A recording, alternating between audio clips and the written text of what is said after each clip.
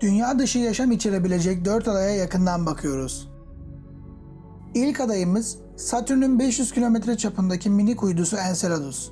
2006 yılında gezegenin güney kutbundaki çatlaklardan uzaya atılan sıvıları inceleyen Cassini uzay aracı, burada bazı temel amino asitler ve mineraller keşfetti.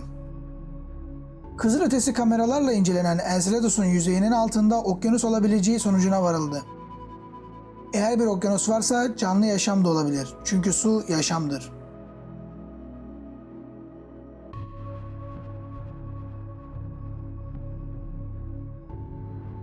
Enceladus ile benzer yüzey şekilleri ve karakter özelliklerine sahip olan Europa, Jüpiter'in Galileo uydularından birisidir. Yüzeyindeki çatlaklardan uzaya püskürttüğü sıvılar içerisinde temel amino asitlere rastlanmış, Juno sondasının yaptığı incelemelerde yüzeyinin altında akışkan sudan bir okyanus olabileceği sonucuna varılmıştır.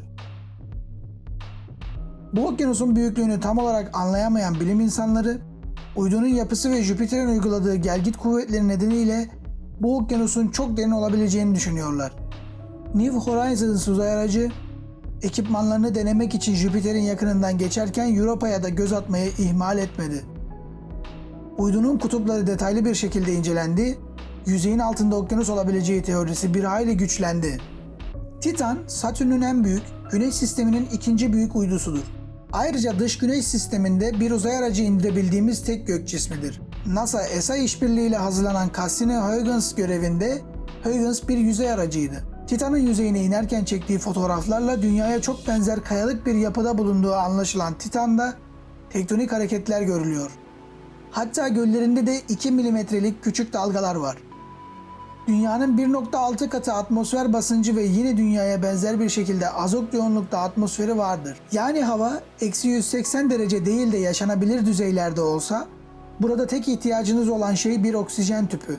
Titan'da gördüğümüz göller size tanıdık gelebilir ama bir farklılık var. Bu göller sıvı metandan oluşuyor. Ne para eder ya dediğinizi duyar gibiyim. Bir depoyu doldurup geleyim derseniz 1.2 milyar kilometre yolunuz var.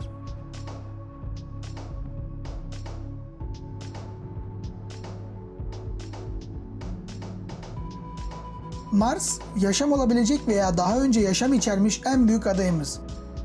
Dünyaya benzer yüzey şekilleri ve bir zamanlar yüzeyinde sıvısı bulunmuş olması Mars'ı en büyük adayımız yapıyor. Ayrıca yüzeyinin altında donmuş su buzu içeriyor ve koloni faaliyetlerimizde bizim için önemli olan suyu karşılayabiliriz. Bu zamana kadar Mars'a gönderilen uzay araçları Mars hakkında bize çok şey öğretti. Fakat Mars en azından şu an için pek de yaşanabilir bir yer değil. Dünyanın %1'i kadar bir atmosfer basıncı ve manyetosferinin olmaması Mars'ı insanlar için bir hayli tehlikeli yapıyor.